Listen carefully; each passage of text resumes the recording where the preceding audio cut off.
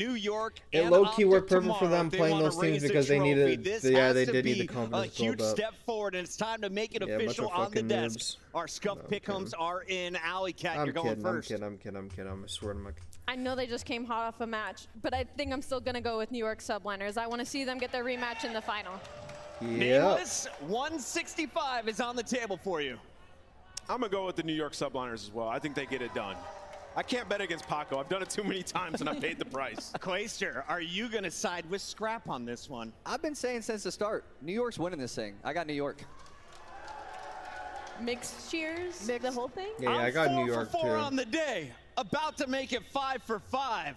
Toronto Ultra plays against Optic in the championship match. Fucking Puckett's 4 for 4? What the fuck? Finals are set. The games That guy begin. That guy usually doesn't know ball, but shit. Damn, if he's 4 for 4, that's tippable. Let me use the bathroom before this shit starts, though.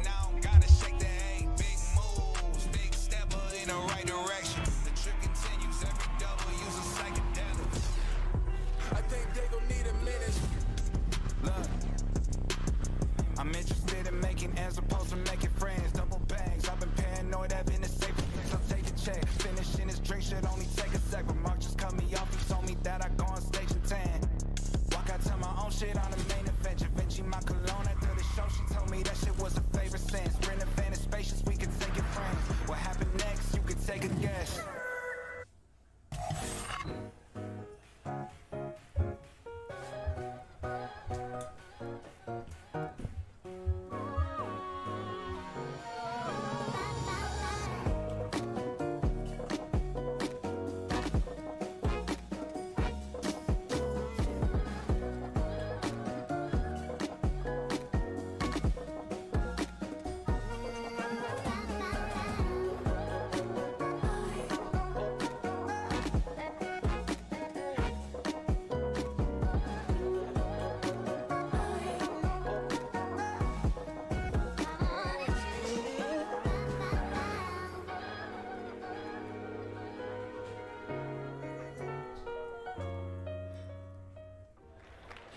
All right, Texas, we got one more matchup left in our grand finals, and it's about to go down. Hundreds of thousands of dollars on the line, and one more chance at getting this trophy. It's about to go down. Get ready to make some noise for our Major 1 and Major 4 champions, the Toronto Ultra and New York Subliners. Both these top 4 teams made a roster change after last year's finals. Who was the better pickup? Was it Civ or was it Envoy? We're about to find out as they duke it up there on that stage and try to punch their ticket to a grand final. And both those changes raised a lot of questions for both of these organizations throughout the year. And there's no better way to prove your worth than to make it to Championship Sunday. Let's go, Blaze. Close out Saturday. I had to get a little snack. I had to. Will it be the strength of the North? Wait, are you talking shit to each other? Or the strength of the city? Low-key worked perfect for them because those teams need to come together after major, yeah. Shift, study, let's get it going. Those final lines from Allie and Ant could not have been more appropriate. Both these two teams made changes to beat one another. Now it's a chance to get to the grand finals. And I've never seen a better even matchup than this one. We're talking about 2-2 throughout the season. Yeah. Very tight in the hard points, very tight in the search and destroys, and even better in the controls, man. The only thing that's different from all the other times that they have played is going to be that control map. They usually play Invasion, they usually play Karachi, but for the first time they are squaring up on High Rise. The other side of this, the online versus the LAN experience between these two squads, very different. From New York, they hold a major edge when it comes to playing in person against I have to take that Thieves thing off my webcam. I forgot. It doesn't get any better than that. You have gotten the better of them on local area network, and you can continue to try to make that trend going forward here. But it's going to be a mix fest, man. We got a team with their best hard point. Opposing side for NYSL, map number 4, this is their go-to. Both teams are phenomenal at both the search destroys we have. That control might be the definition of who's going to win. This legitimately, though, I think for the side of Toronto is set the tone immediately. Karachi hardpoint is the best news you could possibly have when it comes to trying to get your get back, especially considering how they played it earlier. Great on rotation, not allowing teams to even really have a look at getting over into their face when it hits the setups. The same has been said, though, for how New York have played hardpoint throughout the weekend, though. So maybe a chance to kind of counteract some of the history that these two teams have, especially on this map. Yeah, especially on this map number 1, because New York just played this against Optic. Yeah, we're up by 100 points and somehow, some way threw away that game in those final moments. If you are Ultra, you have gotten the better of them on this map. But that was all the way back in Major 3 when the subliners were struggling in their hard points. The S&D was the only thing they can account for, but now they have found that recent form. I know in that last series, the hard points weren't really the best, even for both squads. So that might be the definition. let's zoom out a little bit further while we have a second. Search and destroys are going to be, I think, obviously a major key towards what this series has. Toronto hasn't lost a search yet this weekend, which really kind of surprises in a way. And it's not even the fact that they haven't lost a search. They've also dominated in a lot of them. Guys immediately dominating as well, man. 6-0, 6-1, immediately 6-2. The closest one they got wasn't around 11, but they were able to ice up. And you want to have that because we all know SD wins championships. But Toronto Ultra coming off of a victory, Subliners coming off of a loss. We know momentum plays a really big part, especially in the early matches. And maybe more so when it comes to a Karachi hardpoint. Set the tone.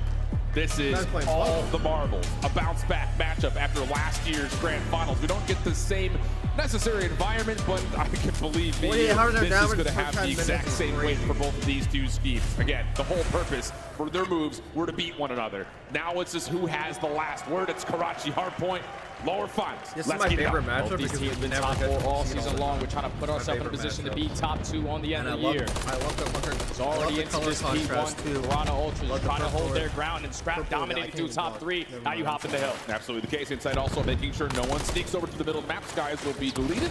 And extra information here that New York are going to try to play this through top side red. So Scrap still alerted. Kleenex looking to hit a route, and the timing here could be beautiful. Finds Hydra for the first. May have known that Kismet was down low, and then immediately comes back over to the gunfight. Kleenex for a double. And Kleenex is the guy that I really want to put a lot of focus on, because I feel like when you watch Toronto Ultra all throughout this weekend, there's been players individually having their moments, but Kleenex, when he is on point, Toronto Ultra basically impossible to take down. And already at this P1, 30 uncontested seconds. Kleenex trying to hit the route. Subliners are spawning all the way across the map. Flawless beginnings. There is still an opportunity for Sid to possibly play a little bit of spoiler here over towards the jump up, and he will find one. Kismet with a trade. Can't get away to keep his life, so we're getting a 50-50 battle right over the top of the hard point. Sky seen at range. Scrap nades all over the top of this New York play. Opening shots are good, but trade is in. New York still battling, and Skies may have turned the fight completely. One more player to find, and well, Kleenex at the back door, not going to be able to do too much. Now what can Envoy do? Because he's snuck behind enemy lines. He finds that spawn kill onto Hydra. Now he's just waiting for his teammates to get a little closer to this HP before he strikes. But thankfully,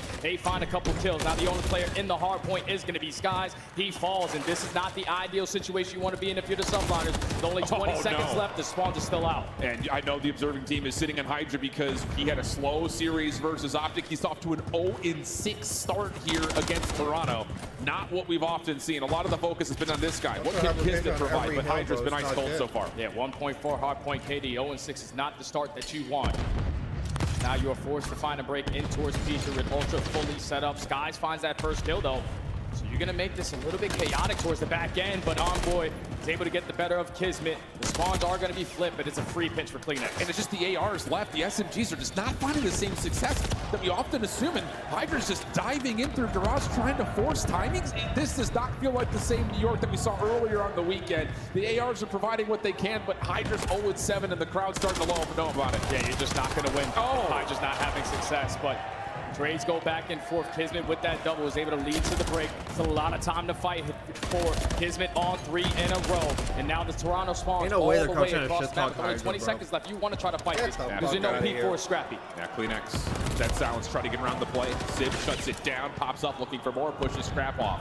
10 seconds remaining. And considering the fact that Hydra is still not loaded into the map, being down 10 points feels like a miracle right now for New York. Yeah, you would take that. Finally, he's able to get on the board. He switches to the MCW. Now you find yourself in a position to potentially contest early on for this rotation. Like fucking 40 and 20, bro. Slow towards the backside of Milk Truck. The spawns are going to be there for Ultra, but Hydra was just trying to find the right moment to strike. Sometimes you just got to switch the loadout. Find some way to get locked in. Yeah, if not but Toronto off the bounce back, 3 straight kills. Looking for Skies at range, but he does at least confirm 1 trade. Follow up from Toronto still. Congesting this hit from New York to fully have to be through the shops, and Toronto are feasting on that. Yeah, 30 seconds still to fight for if you are. Toronto going to be late off that rotation, but all this time play a big part in that final score. Now with only 20 seconds left, you got Hydra in a position to potentially contest this all the way to the very end. He's able to catch a double, trying to stay alive, but Kleenex is able to locate him. And even better with the NCW, he finds a double. They're still out. Knows he's got number other contestants 6, nearby. number 8. Where are you guys going? With Skies, pistol though will finish the job. New York now down again, right around that 40-point threshold. But rotation starting to look decent. Scrap putting a little bit of enforcement over the top of the hard point. Keeps New York out for now, but still the spawns are decent for the Subliners. Yeah, the spawns are still going to be secured. for New York. Now, if you are Ultra, how are you going to decide to break on in? Rapidly next, approaching towards top 3. Envoy trying to assist him through the middle of the map. They're trying to pinch out these spawns. Envoy is going to be able to hold off at least one player off the spawn. That was Hydra. So now it's just down to the last 2 members inside the hill. Make it just down to Kismet. Deals with the first around the back. Knows he's got New York players on the way, but they're so far away. And Toronto will secure the break. Just a 4-for-1 exchange, and they're going to get past the 100-point mark. And that only took one opportunity right there from Ultra. Sublime is starting to look like they did back at Major 3, where they can rotate, but that setup instantly gets broken. And now game is starting to get away from you. You can't fight for this final 15. You have to set up around these power positions. Hydra trying to hold down top 3, but he just jumps on that child versus scrap. Don't understand that one. It's just one of those things that feels like he's trying to play the MCW right now like he would have a rival 9 in hand. It's just not quite finding the same amount of success. So with full scrap time goes the way of Ultra. New York set up for now inside the new hill, but Toronto are fully surrounding him. You got a full surround envelop of what can happen on this hill. Just comes down to can they find the kills. Opening exchange, decent though for New York, and they do deal with the Toronto hit. Yeah, Scrap is going to fall on 5 in a row, so no cruise missiles to work with, but Kleenex still finessing around this red area, forcing the repositionings out of Sid. Eventually he is able to strike, and that might lead to a break for Ultra. They have the numbers and the power position, just got to get in the helmet. Yeah, Sib able to get control. Topside found now on 3 in a row. Insight going to try to hold him back just a little while longer as Ultra, like you mentioned, jump into the hard point, start earning more time. The lead back up to 50 points. Hydra looking to hit a route. Rival 9 back at hand for him. Just having a hard time tracking up players. That's not to any of his own fault. Sib's been able to find 2. Yeah, Sib's on 5 in a row. Can he pick up this cruise missile? Play a big part on potential comeback. He's able to find it. Bernetti runs out of ammo, so Scrap gets the better of him. Right now, Ultra have blown this game wide open. You are forcing the subliners early off this rotation to new, where they need to have a full 6. Big pick. Able to track down Kleenex is massive towards keeping the middle of the map safe. And also make sure that you don't have to use the cruise missile right now. You can save that for a more emergency type situation. Ultra starting to amass their setup from the front. All about what direction they try to hit, and there's a 3-man surround coming on the backside of red. Insight is going to fall through bottom ticket. Now the rest of Ultra trying to attack through the middle of the map. Hydra's able to find another one. They are just swarming the players on the side of Ultra. That's all 3 dead in the feed. And now this is where you start to get aggressive, because Ultra have a couple players spawning across the map. Every 1v1 over towards Junk could be a massive one for both teams. New York still holding into the scrap time very comfortably as Toronto are fully focused on rotation. Hydra will try to put himself in between the 2 halves of this Toronto squad, with Scrap just try to do what he can to get a couple exit kills. Not going to work out, and now New York can fully focus on the rotation. And that's going to be a difficult play right there, because Scrap, he commits towards that old hard point. He's still going to spawn all the way across the map, so it's going to be a 3v3 gunfight for this rotation. Insight's able to get the better of Sid. Hydra on 3 in a row, just trying to at least get a couple team shots in to make this one easier, but they have full control. You got to hold. Yeah, Insight is spawning way out of the picture, so now every kill is an important one for Toronto as New York start to put together a break attempt. Just one more left inside the hard point. It's Kleenex. Contests is in for a moment. Hydra now on 5 in a row. Really starting to heat up. Wanted the pistol for a moment, but Kismet does at least provide enough damage to secure the kill. Around the back, Toronto still fighting. A little 50-50 battle over the last 30 seconds. He only gave him like a 9-kill head start.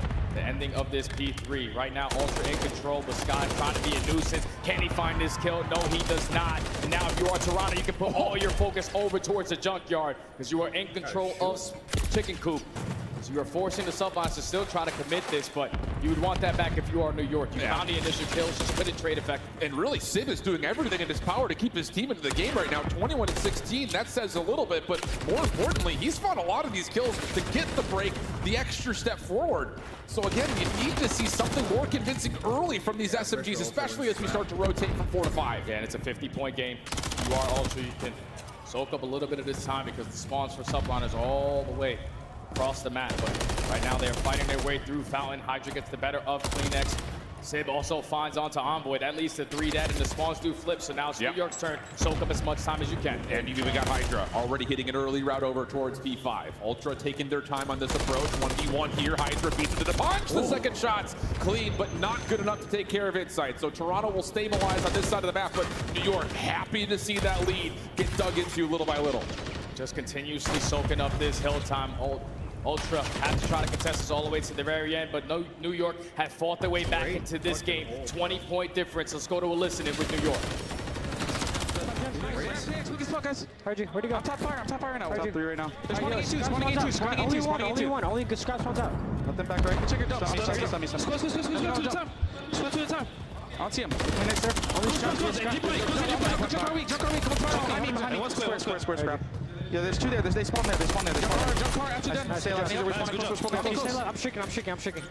Yo, come top bed. I'm shaking. I'm top. Okay, yo, one close left, 10, and one back. Yo, only back left. Yeah, one barrel's right. Kill that bottom. Yeah, go. Nice, good shit. Bottom on you, one. You kill that bottom? He's square. Gonna be square. Watch fire pit. Get time. Square next. I'm one shot here. Do you have time? Square deal. Yeah, watch your top pitch. You can pitch bottom. Get up. Yeah. I can't get time. You're good. He's go square. Weak. I'm staying down. Guard. P5. Yeah, P5. To the back. Sit down. Nice. There's part of P3. I'm leaving you. That's the P3. I don't see anything. Market, one shot. Yo, two P3. There's two small P3 market. One P3 market. Scrap it up. Absolutely perfect timing on the cruise missile. You heard it in the comms, and not only did they get the value out of that, but Kismet's one off of earning another one. Yeah, can Kismet find this? That could be the game breaker in this closing moments. As now Ultra take the lead right on back, but Subliners learned from their mistake in their last series. They invest that cruise for that break at P5. And they brought this game all the way back, but now with 40 seconds still to fight for here at P1, you see the route being hit by Skies. How is he going to time this? Kismet tries to catch one by surprise, but Insight deals with it very swiftly. Skies deals with the Toronto member onto the hard point. Following up his scrap though. New York now need to be very cautious. Yes. You don't want to lose this hard point all the way through this last 20, but you also cannot lose P2, and they're going to force the gunfights right on the top of Rebel. Yeah, and if you are inside, let's start to move. Let's start to work this overextension. Potentially flip the spawns on the subliners, but Envoy, he's able to find a double. So this is where you have to hit that go button. Ultra getting closer and closer to that 250-point mark. And Sid, who's been really, again, carrying the way through New York, spawns way out of the picture. So someone else is going to have to step up with Toronto swarming around the outsides of the hill. New York jumping immediately. Chance to get to 200 points, sure. But do they get a read at how this Ultra hit is starting to develop? 2 over the jump, 2 from the front. So far, New York are holding. Sib, who spawns all the way across the map, is able to fly back into the engagements and catch a double, but this is not the ideal situation you want to be in if you are Ultra. Those back dumpster spawns, you see the way that Scrap is playing. He's just playing for the cutoffs, waiting for now the collapse to come in. Well, here they go. Contest is on. 235 plays 213. Shots through the door. Pistol out for Scrap. Dealt with by Kismet, who cannot turn it quite into the double. Envoy, who's weak, able to at least help out as Kleenex. Able to take Skies out of the picture. Chance for Ultra to win here. New York trying to set up their last break attempt. Can they get here in time, though? Envoy for the first, but a team name comes through. New York have to sprint to get onto the hard point. Insight shuts him down from the front. One more player contesting up top. It's Hydra. Would be a time for him to pop off, but it's not going to happen. And Ultra take back one.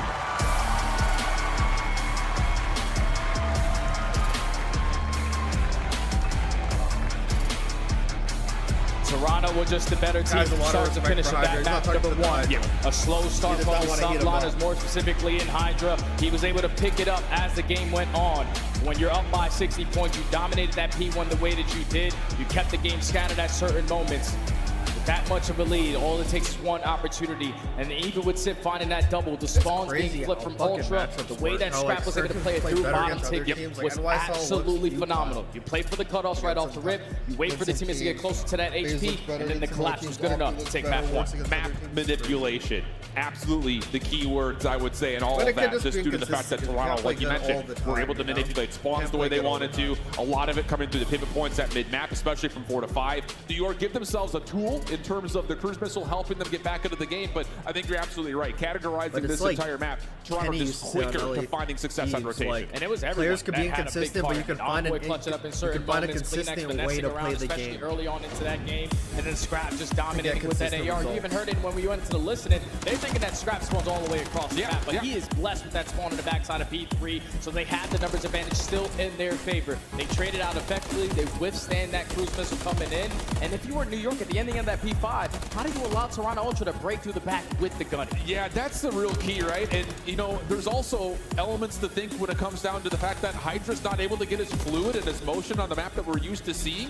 It starts obviously early. The 0-9 start is not something we often see, but I think that is a big piece, a part of the reason why from 4 to 5, they kind of struggle because he pulls out the MCW for 4 and sometimes gets caught with it still in hand when they get to 5. So this is not the same zoning that we're used to seeing out of New York in this map. Like the little little mistakes as well, because even that moment where you had Hydra with that MCW, win that gunfight towards top 3, and then he just jumps off of that power position to challenge Scrap. You could just tell that New York weren't really in sync on that map, number 1.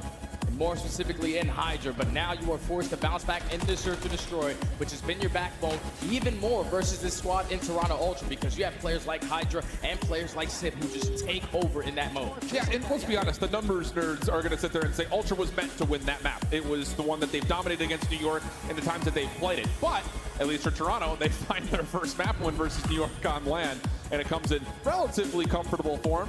A couple of moments there at the end that start getting a little bit tighter thanks to the cruise missile, as we've already mentioned. But now is where the series, I feel like, really starts, where, again, map 2 to map 5, it feels like both of these two squads are going to be happy to see them. I think the big key here, though, is that Toronto, again, like you said at the top of the show, undefeated in Search and Destroy on the weekend. So a huge ask for New York to find a rebuttal here on map 2. And you even saw it in that last series, withstanding insane wall bangs coming in out of Jodeci's. They were still able to walk away with it. It's because they have SMG players who are able to be playmakers. And so far in this matchup, historically, Kleenex and Envoy do not have a good time going up against Hydra. He is the king of First Bloods versus his Ultra squad. The other side of this, looking a little bit further forward to the high-rise control. Both teams love this map, but they've never played it against each other, which is weird to say, considering that they've played a handful of times against one another, and both have really utilized control to great success across playing other top 4 teams in their history. And what were we talking about before the series started? Whenever Toronto Ultra take the control, they never lose a series, so they have to have that one circled, because they prep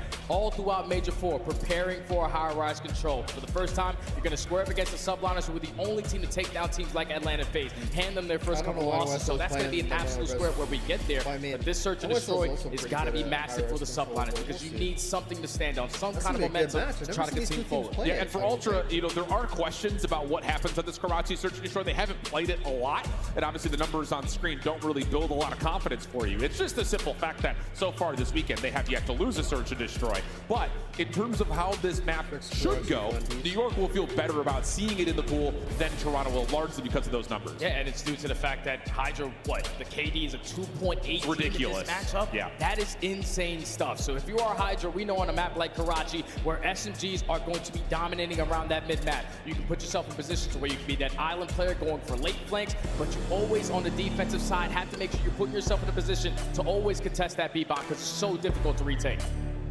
And speaking of retakes, something that we've seen from New York throughout the weekend is their ability to work through some difficult retakes has been largely pretty solid for them. But this is a different squad that finds them on the other side of the screen, because Kleenex and Champs has been lights out in the Search and Destroy, 1.57 KD. And he's good for a kill around, so you know what you're getting out of Kleenex. Yeah, the opening dual win percentage, though, is insane. 69% of the time, he is finding that first blood. Let's get this, baby. I know we said it historically between these two teams. He is sitting at a 0.6 overall KD in Search and Destroy. But everything can change here. Yeah, absolutely the case. No trophies here, so we'll see how much actual pace is going to be put on by either team. Lots of nades thrown from New York over towards this B market. Will keep Toronto a little bit further back. Some question marks will arise because of that in terms of how far forward is that New York defense. Because they were hoping that the nade gets a little bit of information to keep them set up over at this B site. You can just tell on the minimap the Skies is a little bit hesitant. And they are playing super safe on the backside of B. Kismet's going to get caught off guard, and that's Kleenex striking early on with that first blood. Yeah, you can see it in the player cam as well. Kismet just gives up the angle, and he's immediately sitting there saying, oh, if I would have just held that an extra fraction of a second. But now New York's defense going to be really stretched, even though it is a 3v3. Lots of things to worry about over towards the A site, but instead they're going to try to reclaim mid by getting a little aggressive here. And this is Envoy just being the playmaker. Yeah. He's keeping all of the subliners on this side of the map. So Ultra are going to get a free bomb plant over towards A, and how much time on New York now going to invest to try to locate where Envoy went? Yeah, I mean, if you're going to decide to isolate him, you've got to commit with a couple of numbers. Instead, they're just going to forget about him, and instead try to play for the quick retake up the middle. Inside, well, he sees a lot of it, but not able to find any kills. So now Kleenex, he's really far away with the Rival 9 at the moment. He's going to wait for Envoy to be the first one to move from the flank. Smoke is out. Envoy to check. No one's on the bomb, and Envoy holds his position a little while longer. Oh my! How does Hydra get by? That's just an unreal play right there out of the subline. Shit on him. First blood goes in favor of Kleenex. They instantly find the trade, even late off the rotation at that site.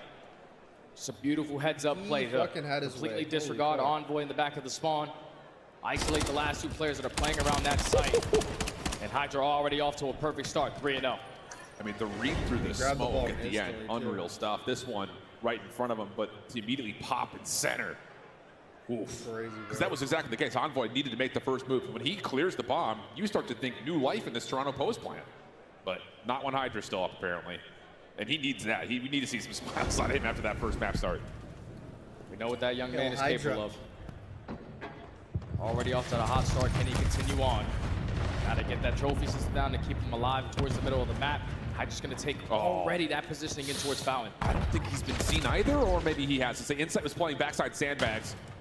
And the player down low, yeah, he's able to push him off, but it doesn't make much of a difference. And now you've all of a sudden got Kismet pushed up a little bit. Bomb not here through this smoke, but the kills are, and New York will enjoy a 4v2 setup.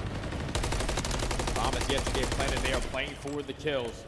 They have the info on both of the players, but Sib with that bomb in hand, unfortunately, is going to fall. So you are giving opportunities now to Ultra in the 2v3 to try to clutch on up. And Kleenex may do the dirty work here. If he finds good timing, yeah, he's able to scout out Skies, who's just kind of lingering to say, hey, stay interested in me over here while the bomb gets collected and we rotate this thing back over safely to be. Yeah, he's grabbing info. This should be a lock-up post-plan situation for New York. They MC. The yes, they're planning on the juicer side. Yeah, that's good shit. Already pushed out towards their spawn. Now 40 seconds to work with. There's a lot of teams that get info that the people aren't on B, but they're still playing on the safe side. Individual gunfights. They plan on like the post line to break down. Yeah, you're not going to go. Kismet's going to be just purely responsible to make sure no one goes up top AC. Okay, moments there, but Sky is able to find the kill. And now Kleenex, yeah, from the top side of the house, not able to do anything from there. So really good stuff from New York. And once again, Hydra getting involved early. And they just I can't believe the route that Hydra hit too. You jump in the fountain, that's all gravy. But then he jumps out, puts his back towards the opponent's spawn at that B site, but he's able to stay alive. So they find the first blood. Kismet puts himself in a great position for the second. And even though it was delayed plant, just numbers and the setup too strong. This has been a perfect start for New York. Everything you want to see. Battling back after a first blood, sure. But more importantly, their ability to stay cool, especially that first defense in a 3v3 where they very well could have been stretched out and isolated, but instead, fighting with some great resiliency. And now an opportunity for Hydra and Kismet to possibly show some aggression. Yeah, over towards the A side of the map. Just waiting up on this kind of high-low setup to see if anyone crosses. Right now, Ultra playing super safe in the back of their spawn. Making sure that they're watching the pinch, watching that middle map push, because they know that Hydra and Kismet love to get aggressive up on the map, but it seems that the play is going to be over towards B. Sib is the only one on this side of the map. Toronto Ultra take bridge control. Number 3 in a great. Insight's going to have his hands full on his flank. But he's not really watching for this cross. He's watching for the middle of the map. For him to find one is perfectly fine. I love how they actually. Bomb not planted though through that smoke. So now you're down to 42 seconds. The element of cover is pretty much gone.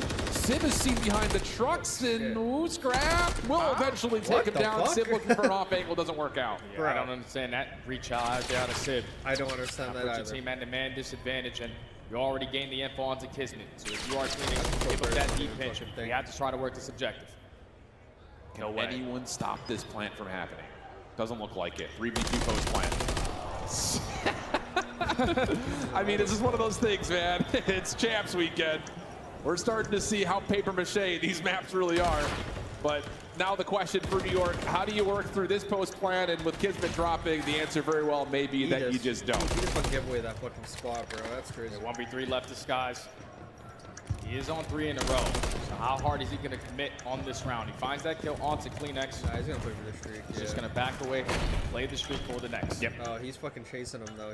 Okay, so a little bit of an anticlimactic finish here, but... Oh, shit, he's going for it. Moments of kind of diciness. Ooh, kill number 5 gets tallied. All right. He just fucking What to say for Ultra, I mean, that smoke play doesn't really allow you to plant simply due to the fact that New York double hit the flank, so new things for them to think about next time they're on offense. Scrap knows the good thing for them is that Insight on that flank was able to at least find one before dropping. Because now you put Kleenex in a position still trying to play for Kismet, but then Sig gives them a freebie at that fire trucks to keep them in the man advantage. And at the same time, you were also able to gain that info onto Kiz. So Ultra finally put one on the board on the back of that first blood. Just need to have an answer here on defense. Fuck you, DRAZAH chance are insane. Big player to watch for right here is Skies. Nades over the top for New York. Trophies also placed very early down to make sure that this offense stays safe through market. Skies has been tagged up towards the staircase. Envoy, MCW in hand. Through the smoke, only able to find one. Very quick response from New York, and the flank now also. Oh, he didn't know. This could lead to a quick plan here. Skies is on 5 in a row. So how aggressive he decides to play this angle, able to put down shots onto inside. He already gained the imp onto CleanX that he was behind us. Oh. Subliners are going to isolate onto inside. Skies wins some crazy gunfights, bro. This has been It great wasn't for that New crazy, York. but that was a nice And it's gunfight. not getting any worse anytime soon, especially with CleanX having to try to navigate a 1v3. Bro, it's a 3v1. Plant the bomb, man. Damn. As New York are just kind of waiting to see if they can get him on a trap rotation. 3v1, you want to try to get this objective down, and CleanX might have put himself in the perfect situation. To read where the play is coming in, but not able to secure any I was like, it's only one guy, bro. Go plant, Sublime man. secure the round. They're just like, fuck. Even after getting He picked ain't off early three-piecing on, you at 150 numbers health, advantage I still can tell strong. And the cruise missile. And now a huge lead starts to amass on the scoreboard. Everything, again, looking good for New York here. And a couple of breadsticks right now for the side of Toronto. They're just not finding the opening success that we've often seen them have, and that could be part of the reason why we just haven't seen them play this map all that often. Yeah, the defensive adjustments have to come in for Ultra. Even with Envoy finding that first blood, him being the only one in that position, there was no one to play for a trade. So the subliners go back towards the defensive side.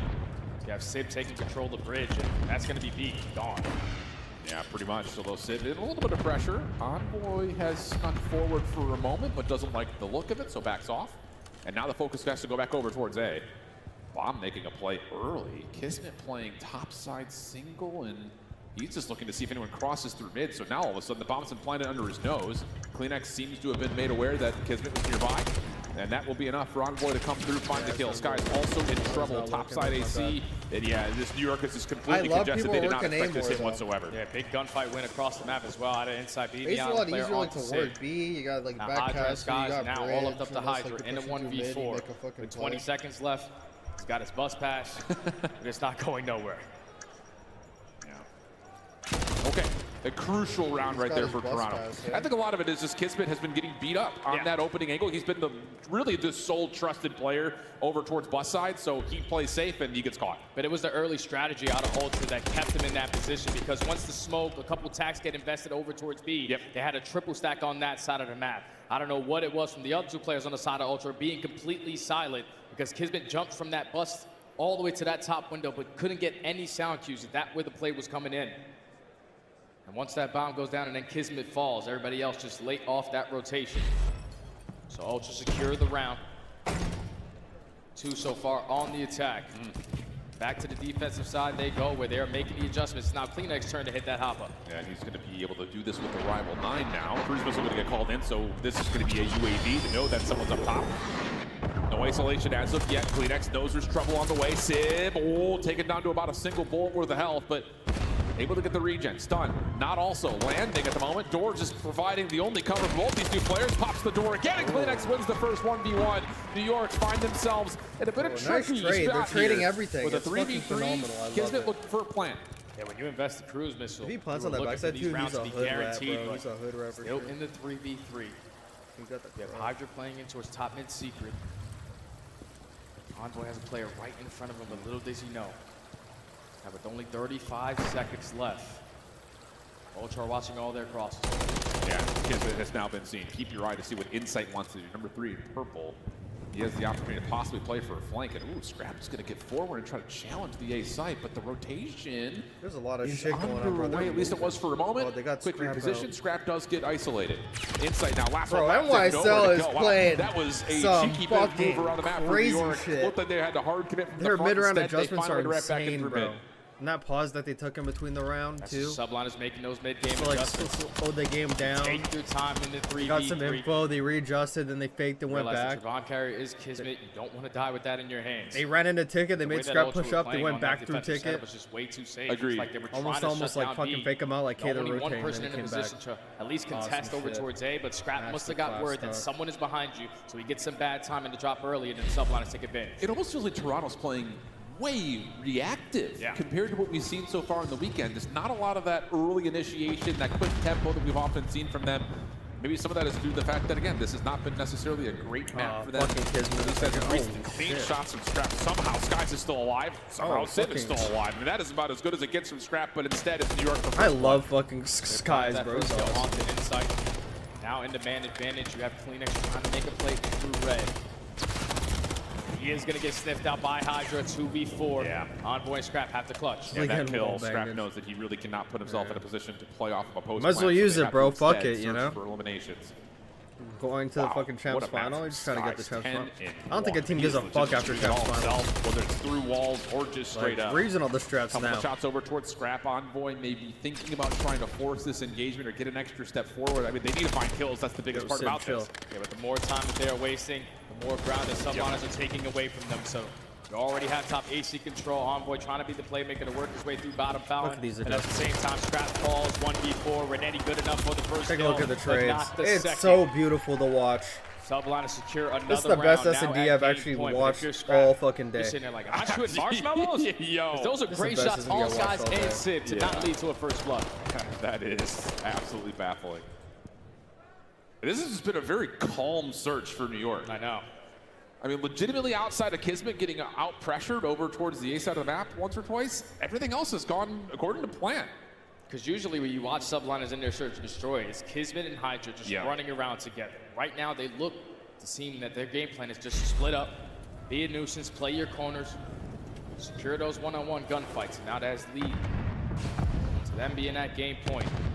Already Hydra trying to be the island player, making plays over towards red, but they're showing presence over towards Coop. Yeah, this is about trying to get the information to see what this main defense has. And another one. Sid just pops up, finds the first. Envoy, though, does get up the ladder, so this game is a chance for the immediate response. 3v3, Hydra's gonna route. win this shit. Could be Hydra already on the countered by flank. Scrap doing essentially the same thing on the other side of the map. It's just down to who sees who first, and Kismet's patience pans out. Now it's just down to trying to find the full rotation back over to Hydra for what would surely be a plant unless Envoy like can whenever you find watch some Zero sort on of the map, creation bro, you space can tell he just through got mid. like the Yeah, knowledge Envoy for the 1v3. game, bro. You can tell he Gotta plays keep the team fucking alive game in a this lot. Search and destroy, bomb being planted over towards A. Take him about 10 seconds before you can even get into the play. Loud as fuck. This is not going to be easy. In fact, it's going to be very, very difficult. First up would be likely Kismet, and he may not need much help. Envoy, tags down low. That is just world-class S&D right there. In the arena right now. World-class S&D. And I think a lot of that is just starting from New York. That was about as precise and clinical as we've seen from them all weekend. That was amazing, bro. That was amazing to watch. They close that out in a 6-2 fashion, losing that battle in the first blood. But every I time feel one of them honored got to have picked up, watched they were that. instantly able to make it a 3v3. So that column was completely world-class washed S&D. away. Ultra didn't know But what the just fuck the to do. plays that the Subliners are able to make, man. You saw it in map number 1, being too aggressive in certain moments. That search and destroy, it was patience was the key, man. You get early shots, you dominate over towards that B site, you force around Ultra every single time to work that objective over towards A. That's not going to really lead to a lot of success. So the Subliners get it done, and now puts them historically 4-1 versus New York in S&D. And Skies will see his search and destroy KD go through the roof with the 10.0 there. 1,700 damage, more new wallbang spots for those of you that are about to go grinding through the offseason. And for Toronto, their first search and destroy loss on the weekend, and it comes to the hand of a very swift one. So that levels the playing field. High-rise control. Both teams, like we've said a couple of different times, love this map. Just have not played it against one another. So now it's just out who plays it better. Yeah, this one is going to be a banger. Keep in mind that these squads, when they match up, they never go to a game 5. Love that, especially with the Vista Hardpoint. Lingering for map number 4. We're finishing off Saturday on a strong high note to see who joins Optic in the grand finals. We've got map number 3 coming up the backside of the break. We're gonna have a long break in between these controls. It's gonna be annoying.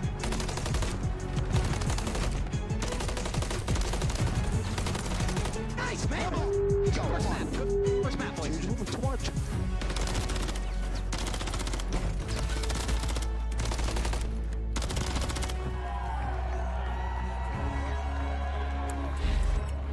Call of Duty League Championship Weekend is brought to you by Razer, the official headset and chair of Optic Texas. Upgrade your game with a SCUF, the official controller of the Call of Duty League.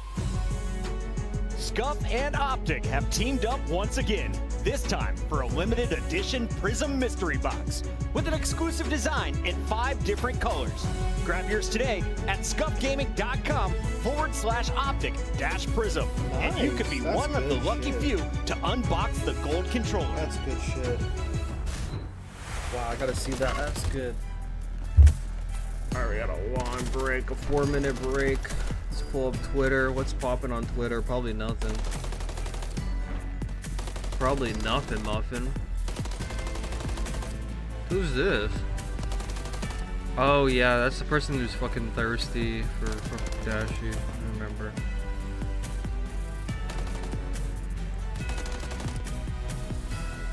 Isn't she a mother now? Talking like that when you're built like an 11? It was crazy.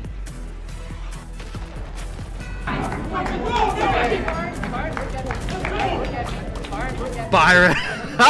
Not pro loot. Hold on. Yo, not pro loot.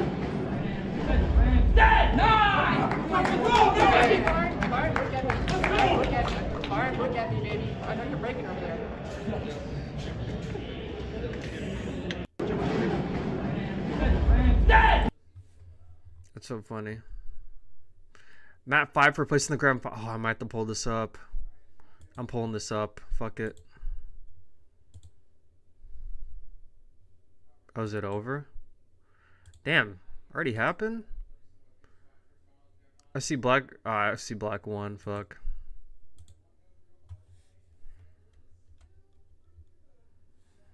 Yeah, I see black 1. I'm not surprised.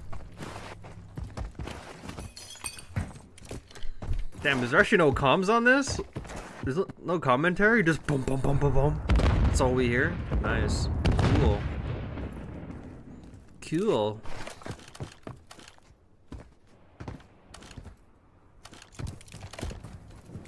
Damn, there's no one who dead sounds?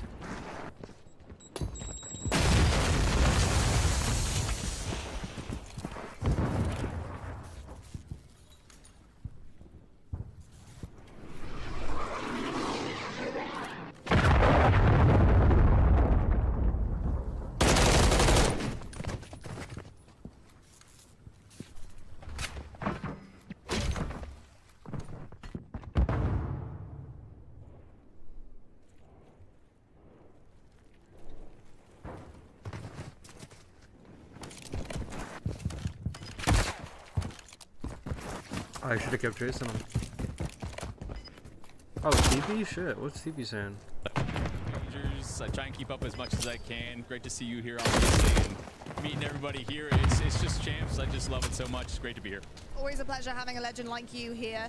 I've got to say the stage is stunning. What do you make of the 360 in your face pop-off potential stage? I mean, watching some of the reactions after players talking some Really shit. no commentary on a so fucking stage stays like this and just loser final. I feel like it just adds to the action. I COD Champs for Challengers. That's kind of It's been a fucking really AIDS. back and forth season, and I feel like some of our top 4, they are not performing their very best in the champs, and others are really kind of surprising people.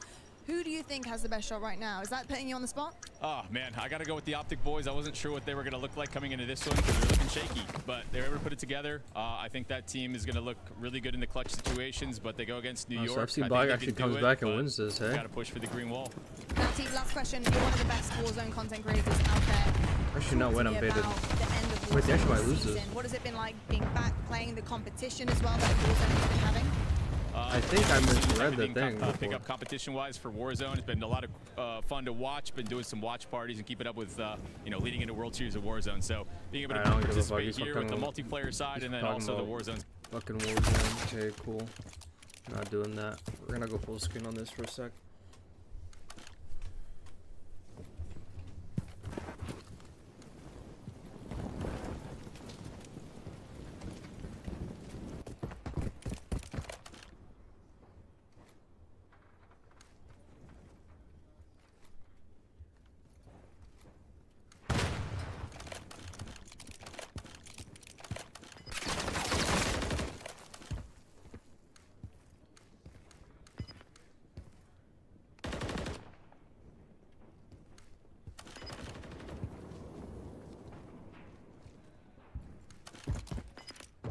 Why the fuck's number 4 dying over there, bro? I hate hearing the footsteps, bro. It's just pissing me off. Wait, does FC back fucking lose? It looks like they lose, because I mean, like, this goes on for a while. I don't know.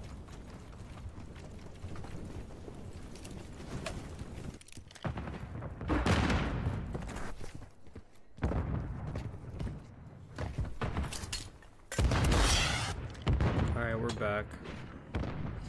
Thrown out into the gauntlet, which is the center stage arena. And it's now time to figure out if Ultra can continue that big winning streak they've been put together, or can Kismet and the rest of the New York Subliners find a way to take the edge with a bounce back here on the high rise. Yeah, you need 99 Kismet to get activated here on the control. Because we casted a couple of Toronto's high rises, and every single time it's been the same exact story. Kleenex is so damn hard to keep track of.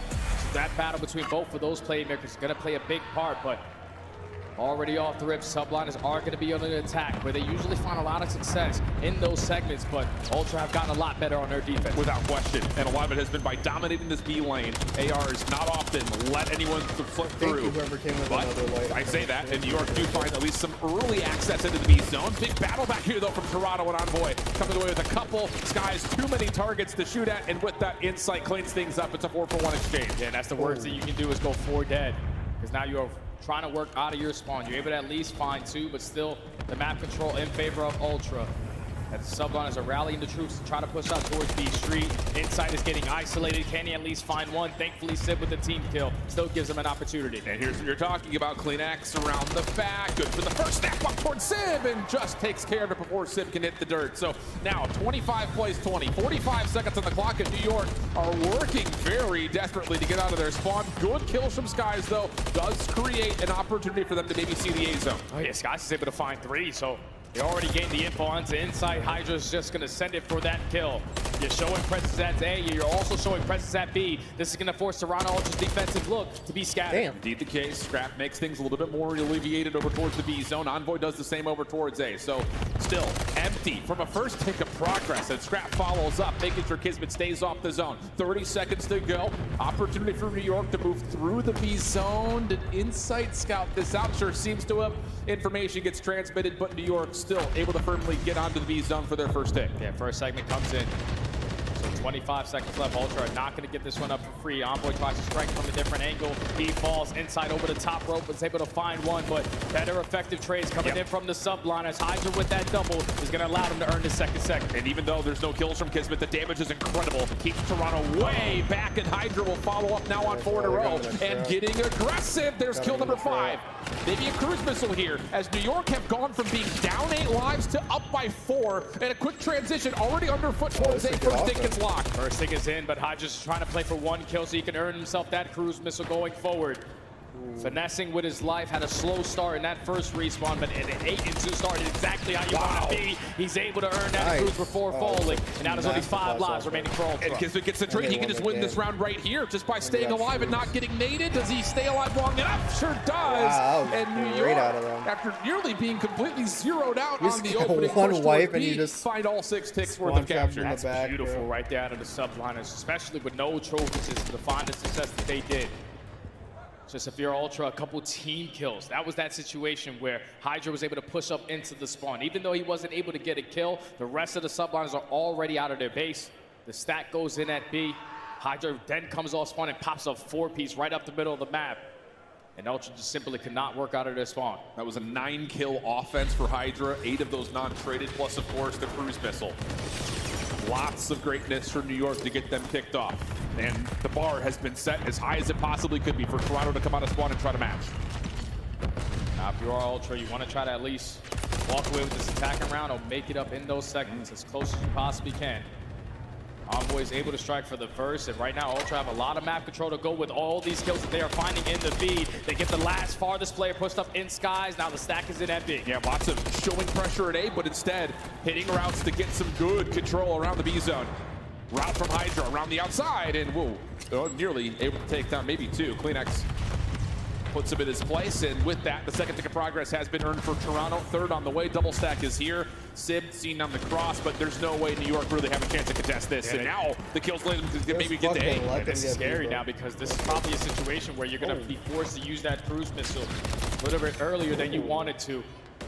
As time does get extended, Toronto up by 7 lives. You have Insight watching this cross on the backside of the HUD. He's able to find the first, put shots into Kismet for the second. Now you just got to try to play your life because your teammates got your help. And it's moments like this that you reflect back on how have Toronto found themselves a 9-game winning streak on this map mode combo. It's by getting players like Kleenex and Insight up close and personal and allow the rest of the team at the backside to just do the dirty work on the zone itself. Scrap on 4, somehow still alive. Pistols are out. Sid gets completely crossed up. Trophy system replaced, and that's the first hit gone today. First hit gone today, and now Hydra at least trying to contest from that B point. Every single player from Toronto Ultra are watching right in front of him, and that's a clean 4 dead. They said Sublime just took one quick, but we're going to do it even better. Wow. Ultra tied up in seconds, tied up in the game. What a 12-life gap there at the end. 22-10 were the final lives. I mean, that is impressive to say the least for Toronto. And this is the reason that teams often veto this map against these guys, is that they're so darn efficient at the kill feed. If you're out the Subhunters, you just have to take a little bit more map control, not relying really on these flanks. Just dominating those power positions with those ARs and not all dropping at the same time. Because now, all tied up at 1. Ultra are going to be in the lead by, I think, about 6 kills so far in the slaying department. Can New York have another successful attack? Yeah, definitely need to keep an eye on Envoy here. MCW off spawn on 4 in a row. Looking to counteract the New York subliners' cruise missiles that they earned in their first offense. Kismet seen down low. Kleenex in a little bit of trouble. Just goes up and over, but Kismet shuts him down. First 2 kills, good for New York. Envoy also dealt with, and now New York are punishing Toronto in their spawn. And look at Hydra. He's just playing for a couple of spawn kills. The stacks on both points. Hydra eventually is going to fall. You have 1 segment being earned at A, slowly but surely. Honestly, that could have been over towards B. The first one comes in, but the nades attacks good enough to get him off that point. Yeah, clock will continue to take just a moment. Like you mentioned, just the 1 tick of progress locked in for now. Hydra nearly able to find the double, but Kleenex keeps helicopter control in favor of Toronto. Skies back in towards the B zone. First so long that now it just looks like an easy doesn't really have the same kind of space and support that he needs to stay on the zone, so he's kind of got to do it himself, and so far so good for it. Kismet through mid-map. Ooh, tough, able to not really lock down Kleenex in the middle of the map, and how about the follow-up? Kleenex turns that to a double, and Toronto cleared the zone. And that was a 2v4 right there out of the SMGs on the side of Ultra. They shut it down over towards B Street, and now Kleenex on 5 in a row is hitting that go play, cannot earn himself the cruise missile, but with only 25 seconds left, you gotta try to do something in the objective if you're New York. Crazy to think that at one point New York were on both zones comfortably at the same time, and they only have 1 tick of progress to show for it. Life lead also growing for Toronto. Final couple of moments here, 12 seconds to fight for it. New York are nowhere near either of these 2 zones. Kismet may be able to get up on the ladder, but that's not able to stop the clock for long enough. Desperate hit over towards A. Sky's not able to find Insight through the stairs, and now an opportunity for another cruise missile to potentially get earned as the clock comes to a pause, and only for a brief moment does it. Last player left is Sib, and he's dealt with by Scrap. A clean defense for Toronto. Insight earns himself that cruise missile going forward. You only allow 1 segment to get away from you, so that's in the back of your mind. Why'd you spoil it for me, bro? Both teams at least a little bit of success on the attack. On a map like High Rise, you are preferring that defensive side. It's fucking challengers. Especially when you can play it like that. Fucking RCD is really the first player to get a Champs World. Subliners gave themselves an opportunity, but just not finding those kills on Kleenex and Envoy shut it all down. Too greedy to go for both zones, you think? Go for that shit. I think so. Yeah. Because like the way that Ultra are playing, everybody coming off spawn, they're throwing all their attacks, investing over towards A. You had no players over there on that side of the map with the trophy system, so when they find those initial 2 kills, they just bombard their way into B. Well, you can see what Ultra would have to do here on this offense just to guarantee them a potential round 5 defensive half favor. Scrap getting to work over towards blue. Toronto taking their time here, looking to see where exactly this New York defense is trying to set up, but now that the kills are here, Toronto can get onto the B zone. Right now, New York are playing really scared. They're just playing super safe towards the backside of the street. That's already 3 dead in the feed. The double stack making a triple on this B point, and at the same time, you have 1 player roaming over towards A. Time to invest that cruise missile. What can it find? The cruise is going to get spent to go over towards the B zone, but 2 players stay alive inside the elevators, and now they're immediately right back over towards the zone. Insight continuing the streak now on to 9, and the extra 60 gets added. 2:10 on the clock, 4 life lead, and Toronto continue to put the pressure forward. Oh, and Insight is going to fall. Streak does get shut down, and a majority of those kills go in favor of the subliner. So they're trying to take the map control right on back. You need this to be an opportunity where you can put them in this trap, potentially earn yourself a couple cruise missiles, because you're guaranteed offense in round 5 if you get there. Scratch, a little bit of a dance with the devil, which is Hydra at range. Clean shots on the response. But still, look at New York. They're really forcing the issue here. Over towards front side green tarps. And with that, a huge opening has started to be created over towards the previously captured B zone. Envoy, the one on the pursuit of hitting that route, and he's found a kill on the Hydra. And now you're going to force the players from the subliner to try to locate where he went. Thankfully, Civ is able to get that timing. At the same time, find a double. That's 3 dead, trying to make it 4. You gain the info onto Kleenex, but all the map control is even better. Careful, 3 straight kills here. Now all of a sudden for Toronto, Civ just trying to watch the cross. Decent shot, but he's taken off. So now all of a sudden a 14v13. Still plenty of time on the clock. Kismet on for the contest as Toronto starts to really get this threat underway over towards the A zone. Strapped in a little bit of trouble. Or is he? The pistol finds the second. 1v1 over the top of the zone. Kismet dealt with by Kleenex at range. Here we go. And this is if you're inside, you invest that cruise missile to just keep them in the back of their spawn. You have the double stack going. Here comes the cruise. This might be it. Third tick of progress on the way, but the nades, they do land. So New York get bailed out of what looks to be a 3-1 control tally. Gives them a fighting chance. 9v7, still 55 seconds on the clock, and routes are starting to be hit. I don't know if that cruise missile was invested out of inside. Looks like it was. Falls. He's not able to control it, so big kill coming in from the subliners. He literally called it. You cannot afford to trade in this scenario. Ultra up by 1 life with 40 seconds left. Civ again, clutching up on that B Street. Hydra up top, a dangerous spot to allow him to stay. Civ down low. Has he been seen? Sure seems that way, and almost snaps on the scrap, but not able to provide the kill needed. 6v5, 25 seconds on the clock. Kismet in trouble, dealt with. Now a 6v4 with Envoy in your spawn. No respawns remain here now for New York. Can they use the clock to their advantage? 2v6 situations, but there's just not any space to take the fight over towards the A zone. Kismet will drop, and Toronto continue their high-rise success. Now I believe 10 in a row. What the fuck? And if they're going to play the map like that, usually find a lot more success on the defensive side, but that's 2 attacking rounds that they were able to take. If you are the sublines, you saw before the map start, they have been struggling on the defensive side, and it's due to the fact that they haven't really played it a lot as of recent. The strategies are just simply not there. You're going 3 to 4 dead at the same exact time, and then you're just giving up all the map control in favor of Ultra, and they took full advantage of it every single time. Yeah, I mean, you really get an instance of that right there near the end. New York get a couple of clean kills. We're down to like a 10v12 situation. Hydra's up top on helicopter. You've got other members. I think it's Civ who's top propane. Everyone pushes up to that front line, but then you all lose your ones, and all of a sudden you're done. There's just no way you get back. And that's what you can't do if you are New York, because in those moments, you know Ultra, they're going to be setting up for routes. They're trying to find an opening around the map, and when you're gifting it in a free one-on-one gunfight, it's a 50-50 chance. Ultra had the numbers advantage. They were up in the lives remaining. Even with Civ dominating over towards the B Street, it was just better positioning, better plays coming in from Ultra in those final moments to close out that control. Important to note there, you kind of saw the scoreboard for a moment after the dominant search and destroy. Skies only puts up 9, goes 9 and 19, and that I think is another exhibit of what we're talking about. New York just cannot get themselves set up. You're running a 3AR setup here where Hydra doesn't have the same mobility that we're used to seeing. He's not creating the same kind of space that we're seeing out of Toronto. And Skies is almost looking around saying, where do I go? What do we have to look at here? Because we've got 3ARs essentially watching everything. Yeah, that's tough, man. The only time I feel like Skies had a moment is when he was coming off the respawn on the attack and he popped 3 in the back of his spawn. Other than that, Skies wasn't really having a good time, and that's due to the fact that Ultra majority of the map had the map control to go with it. We're talking about gunfights through top heli, gunfights in towards that B site, and even top This the hard point. Let's go. When you're That's that a player good coming off the respawn. You might have a head glitch, but it's the shot and the preparation, knowing where they are coming from. Ultra just ready every single time. And it's one of those things you kind of see it there from Insight, where from the offensive side, hey, look at us, we're over towards B alley, we get a kill, and then all of a sudden they're gone. They're not there anymore. So it just keeps pulling this New York defense to a spot where they just don't feel comfortable, and then all of a sudden you've got someone else in your back line from the other side of the map. Toronto just so difficult to deal with on that map. But the better news starts to kind of prop up here for New York. Vista Hardpoint, a map that they've played a couple of times versus this Toronto team. And, you know, recently this has been a strong suit hardpoint for them. They just haven't played it in this event yet. So good point. You could be really good at the map, but, you know, COD can be so day-to-day. You have a bread and butter map.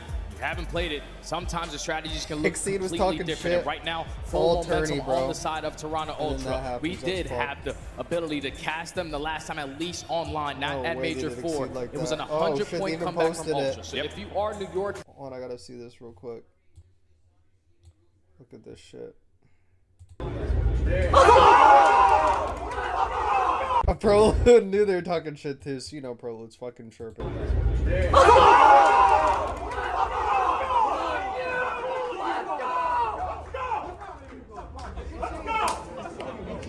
Fuck off of them! Come on! Come on!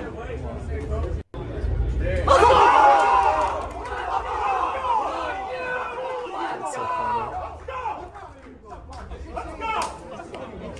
Fuck off of them! They have a chance to go back to back right now.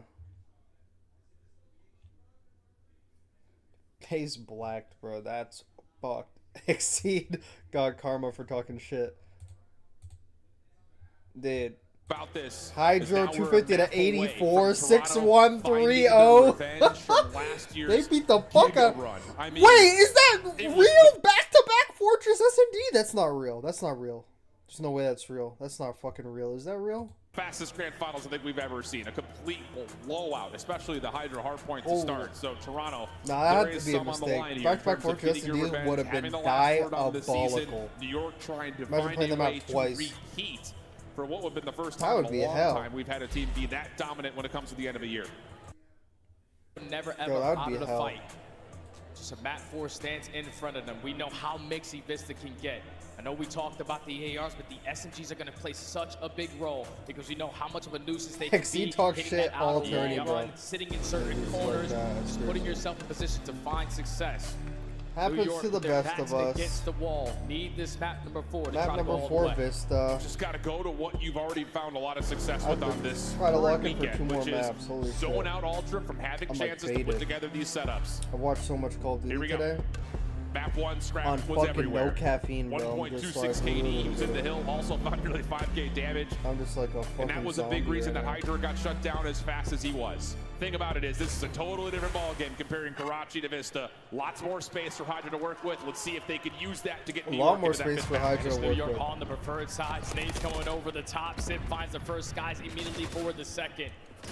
Perfect start if you are the subliners, but effective trades around that middle map area still going to give Ultra opportunities because there's only one person in the hill. And Kleenex, he wants the 1v1, tries to predict it, and he does find Skies nicely. Hardpoint goes open for a moment. Reinforcements for both sides, able to get back in for the contest quickly. Envoy knows he's got Hydra nearby, and Hydra's not going to lose that gunfight. Scrap also tagged, could not further this contest, so New York will jump in for a little bit of time. Yeah, with only 20 seconds left, if you are Ultra, you want to fight this one all the way to the very end because you want that mid-map control going over towards that V2. They find 3 in the feed, successful on the trade onto Skies.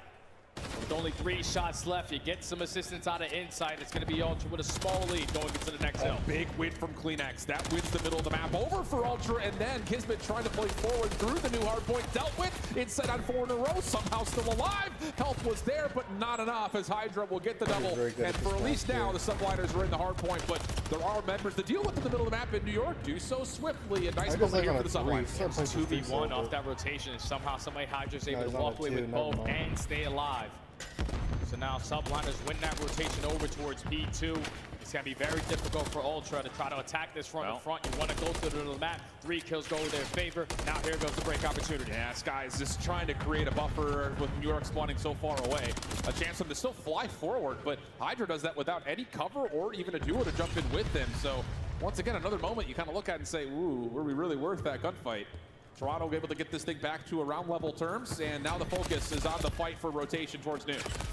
Kismet is going to drop off that rotation. Hopefully he's still blessed with the back spawn.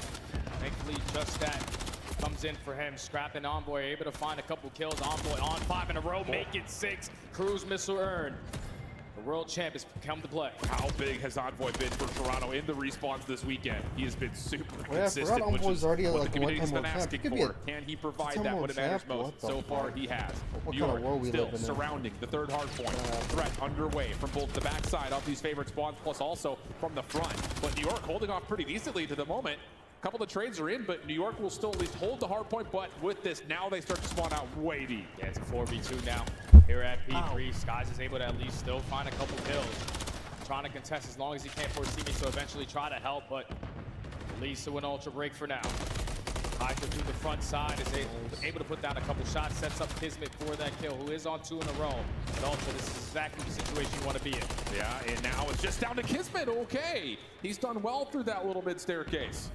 Allows New York to get really the majority of the time here on the third hard point, but it's not enough to reflip the spawns back around. So as we take a tally of the minimap, Toronto find themselves in the favorable spot over the top of the 4th hard point, but that is being worked on now for New York around the back and also splitting from the front. A natural pinch starting to occur.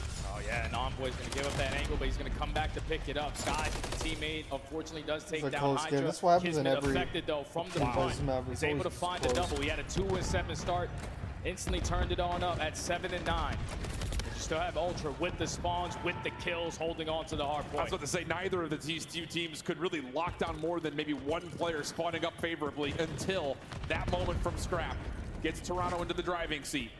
Couple of kills from New York on the back though, putting pressure on the hard point. Hydra looking for his time and space, but not going to be allowed. Envoy with the shutdown. Kismet, a couple of tags through the wall, and he's looking for the kill, but it eludes him for now. Ultra looking for the majority of the scrap time, and they will get it with kills over towards Dew. Oh, and this is a scary moment in this game. You gotta keep in mind that Toronto still have a cruise missile in the back I know I'm fucking pocket. speaking way too Fight for early. that remaining junk time. I kind of don't want to see him at 5, like really personally. I just don't have the energy for it. Playing safe, 17 If this game ends, whatever. But 17 and 7. Ultra might get speed ran and back-to-back COD champs finals. I don't know what the fuck I want more. This is just a perfect setup. A game 5 and an NYSL to win, because if NYSL win, then guaranteed Optic's not gonna fucking win tomorrow. But if Ultra wins, they might get fucking DoorDash for 2 years in a row. Nothing he can do from there in New York. A very clean break. I don't know, man. Needed this break too, because we know how effective this P5 to P1 chain can I be, don't want to hear the end of that shit, man. in the trap spawn that you want. But Hydra, he's going to put himself on a route. Hopefully he's not going to flip that for his teammates. No, he's able to find the double, put himself back into the play. So 20 seconds to fight for. Envoy, almost finds the slide right over towards Sib's direction, but shut down. Insight also meets the same fate. Sib has done well from this position. Sky's tagged over on top of the catwalk. Scrap really not able to force the gunfight though until finally a kill comes out, and Kleenex will eventually take care of Sib on the backside stairs. But Kismet again walks up with a double. That keeps the hard point relatively open, and now we finally get over back to the first hill. Now if you're our Envoy, the only player in towards this P1. He's trying to make the plays happen. He's able to find the first kill. At the same time, Scrap finds the second. The hill is currently going to be white. So an all-out battle for this mid-map control, and New York are winning it. I decided to go for that guy. Battle still to come though, as Toronto's nades start to find some value. Kleenex up and over towards the backside of the desk. Takes care of another. You don't even need that back split here. I don't know why he's going for that kill. Don't lose sight of the P2 rotation. Still 30 seconds to fight for though. Oh, Kismet! He thought he had the perfect timing, but Kleenex with the snap. I'm sure a couple of team shots were in, but Kleenex keeps his life. Turns that into a second. Spamming down the third, not quite. Forces Envoy to take the gunfight and not gonna beat Skies. New York get the flick. Big 15 seconds to fight for. There's only one player left in towards the hard point. Now you have a little assistance coming in from Hydra. The nade is good. The Rival 9 is even better. Not able to find that final kill onto Envoy, but you're going to put yourself in a position to win the rotation over towards Dew. But the route out of Envoy may cause mayhem. Absolutely the case. Kismet does win his first from the front side of the hill. Hydra up top. Make sure that New York can get the surrounding presence that they want. And then Sib deals with the long route from Envoy. Now the bump forward. Kismet finding value there as well, and a chance for New York to have one of their best moments of the game so far. Yeah, subliners are pushing them so damn far away, and now you are forcing Envoy to invest. Wow, the map looks nice from the outside. You don't want to give up all this time here at P2, but you're going to be slow with this. You can give all the pops to your teammates. You don't even find the player on hill. That blast radius did get an update, so Kismet is going to fall. Who's going to pull away? But you have the numbers, you got the gunny, you find the break. Yeah, absolutely the case. 20 seconds to battle for Hydra. Through topside mid, allows Kismet a chance to just focus purely on the front, and he nearly takes down both, but Scrap will have the last word. Follow up from Sib. Nice. Goodness, he has been so quick to confirm trades for his squad, and that keeps us at a deadlock time. Rotate over to New York going to be there first. And Ultra going to have quite some time before they even get close towards this new hard point. The way they attacked it last time was to push their way around Burger, contest towards the back end and flip these spawns. That led to a break. They're going to try to do it again, but this time Sublines have two players watching these angles. Just down to, do they know the full force of Toronto sitting from the front end? Well, Kismet, again, on the staircase, he has been immovable. Sky's following up. That's a clean wipe with the exception of just one. Insight keeps his life from the front. Scrap trying to work his way through mid. Hydra meets him there, and whoa, around the back. Insight trying to make a play. Doesn't work out. And New York really locking things down here at the bar. Job for keeping up the That's been 30 uncontested seconds so far from the subliners. They've made the adjustments to hold down that overextension, not allow Ultra to set up these pitches. Best, baby. All that focus towards the front side, and now with the final 15 and all the kills being yellow in the feed. Big kill number 6. They're still in control of those spawns for the next hill. Sip on 5 in a row. You just got to run. Play your life, but he's able to find it. Like all that time. And now That's you've got, again, shit. New York in a position of full control. And they're on Although P3, these exit kills from Toronto chain. may move the spawns around, and they do before the new hard point opens, and then Kismet loses his life over towards the hill itself. So just when you thought New York was about to stretch 3 to 4, Toronto will spawn in, and Sib has to call the cruise. Oh, the cruise missile is going to get invested, but the only person in a position to potentially flip these spawns out is going to be Skies. He is going to fall, so Ultra are instantly going to put themselves in position to get right back into this play. But they are not finding the kills. Now both players dropping. They're going to spawn all the way across the map. New York just got to hold. Kismet just being a nuisance around the back. Hard to track down as New York from the front. Find the kills they need. Now the lockdown starts to become the next question, as Ultra really just have to try to force this from the front. The P3, P4 chain, you gotta love it. There are not a lot of kills here to supply Great job holding. So it's going to be over 200 got so points much for New time, York. bro. They got a chance to possibly get this thing close to close down on the new hill. Oh, I saw You are the subliners. You are in the drive. Fucking Ultra didn't contest any of that kills shit. off the rotation. Kismet and Skies combined for 2. Inside just shooting, trying to locate where the hell Skies went. But now eventually he peeks and he's able to find that kill. It's still going to be a battle for this rotation. Ultra going to be the team early on, but look at the pitch coming in from Sib. Able to get one. Quick rotation coming through. Clean X off the reload. Good help from Scrap. Oh, big moment here from Ultra. Kismet really cannot make much of a play at the moment as Toronto have the lockdown. Now it's just down to figuring out for New York guards. We jump into an Ultra listening. Their door. Watch out. Our door down. Our side rails. Their rails got me. Take our target. I'm gonna go right. Yeah, what's Sean having? They got child rails. Yeah, what? Yeah, short. Close left short. It's not short. Zip. I'm hit.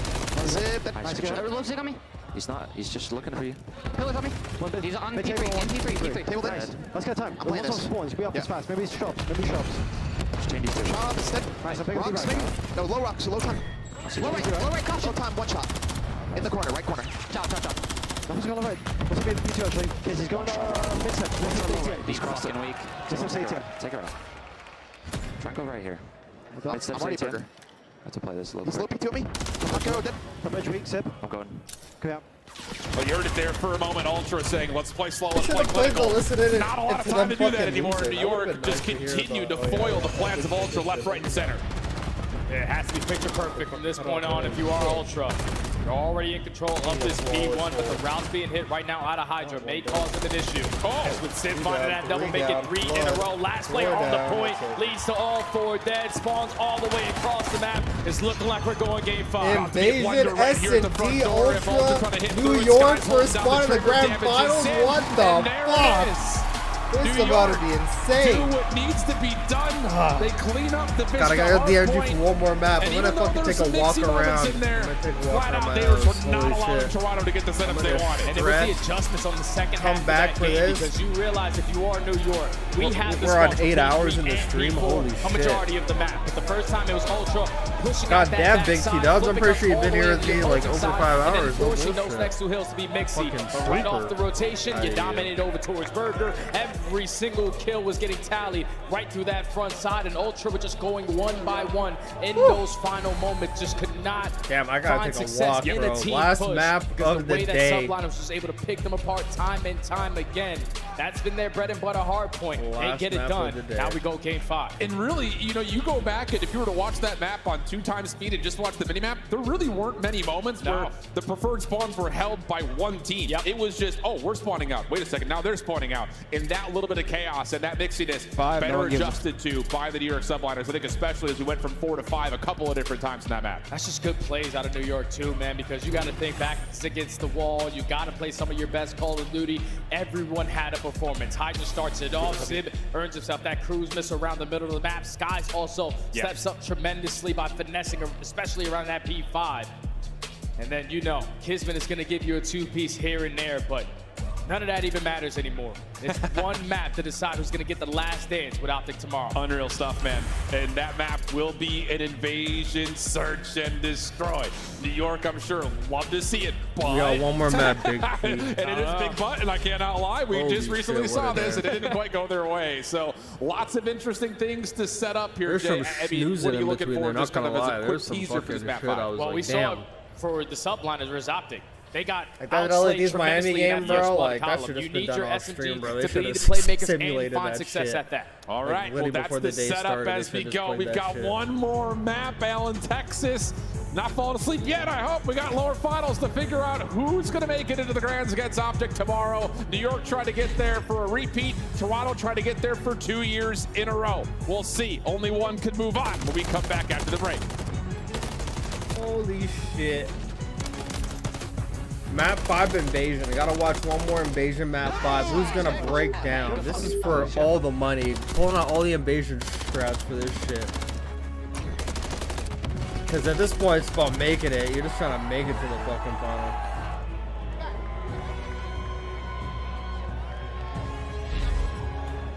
Play like a pro. Scuff, the official controller of the Call of Duty League. Visit scuffgaming.com for all your gaming needs. And stacked another layer The Champs Tracer Pack is available now. The bundle includes the Reaper Operator skin, Ripper Weapon Blueprint, Death Stare Weapon Blueprint, Cuts Deep Charm, 2 calling cards, 2 emblems, and 2 weapon stickers. Use these items in both Call of Duty Modern Warfare 3 and Call of Duty Warzone. Available in store now using Call of Duty points. The Call of Duty League is brought to you by Monster Energy, the official energy drink of the CDL. Monster Energy, eh?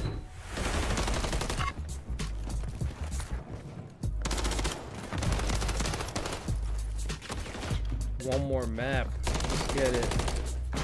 Alright, I'll be back in fucking 4 minutes when this shit starts. I'm gonna stretch. Yeah, the other worst is... Yeah, I know. There's some snooze. Like, bro, when you're watching, like, the fucking CDL and you're seeing, like, the same maps every single time, it's so easy to just fucking, you know? You're just like, oh my god. And, like, the fucking adrenaline was so high for that Ultra phase match, and then it just dropped from, like, 120 to, like, an 18 with that fucking LAP's Miami game. I was like, what the fuck? But yeah, I'll be back.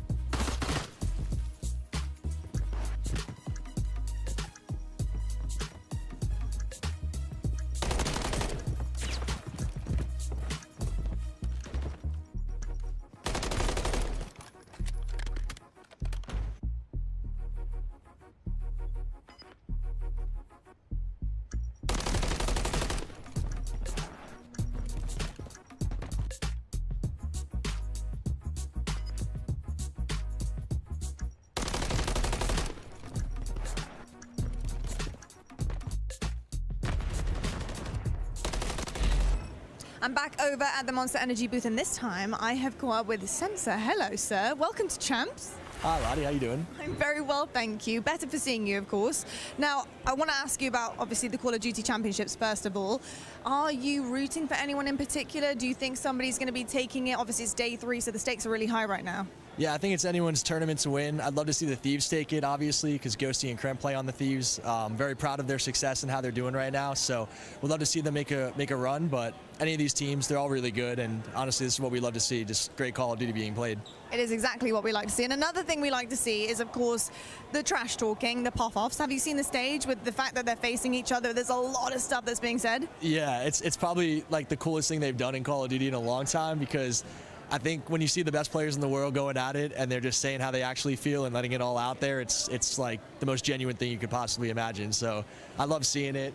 I think they're about to start soon, so I'm really excited. I can't wait to watch. I can't wait either. And of course, I don't want to keep you too long, but I have to also ask you about what you're up to these days. I know you were doing a challenge. Was it a pull-up challenge, a world record? What was the kind of thing that you were up to? Yeah, so I retired from Call of Duty because I'm breaking the Guinness World Record for most pull-ups in 24 hours.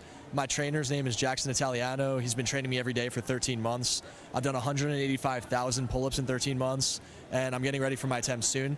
So I'm just really enjoying the last parts of this lonely process. It's a crazy process. You'll go insane, and you'll question everything in your life, and it's tough. But you get to a point where you feel very calm and at peace. So I'm really happy with where we're at. Amazing stuff. Well, congratulations on doing something so incredible, and good luck. And yeah, I can't wait to see if you break the record.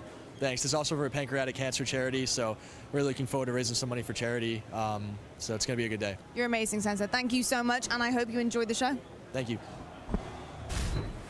Did Doug Setzberg just say he's done 185,000 pull-ups? I haven't done 185,000 anything in the last year. That is unreal. Like, Doug, hats off to you, bro, because 185,000 pull-ups in 13 months is insane. So hopefully he's able to break the Guinness World Record in that category. But enough about Doug. We got this game 5. This is what it comes down to. One map to make it to the grand finals. This is going to be nuts, man. And again, the history here, you know, you can label of what happened to New York in their most recent matchup.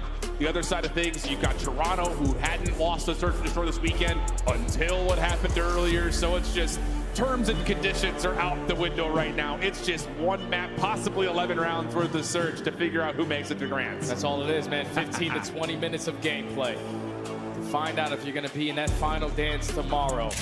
First time that both of these squads match up against each other and go all the way the distance in this map number 5.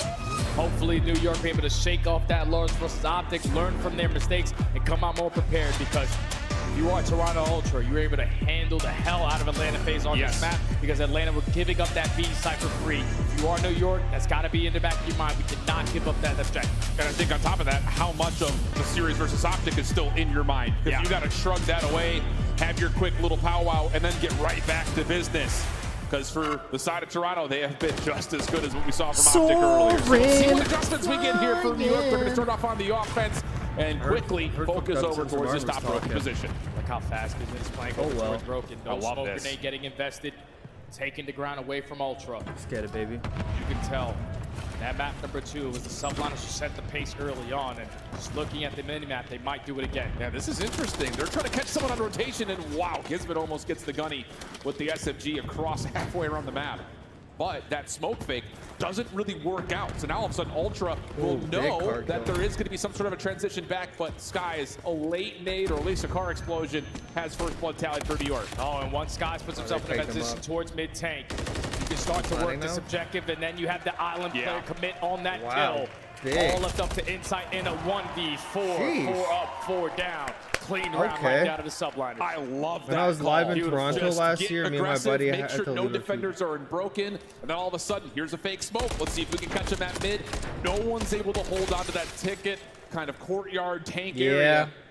And New York used that as kind of their pivot point of success. I'm even seeing it like every single watch party. It's like after like a game or two, people are like, yeah, I'm just gonna go fucking out. I'm just gonna go on a walk. I'm gonna go on a rock. I'm gonna go talk to some people.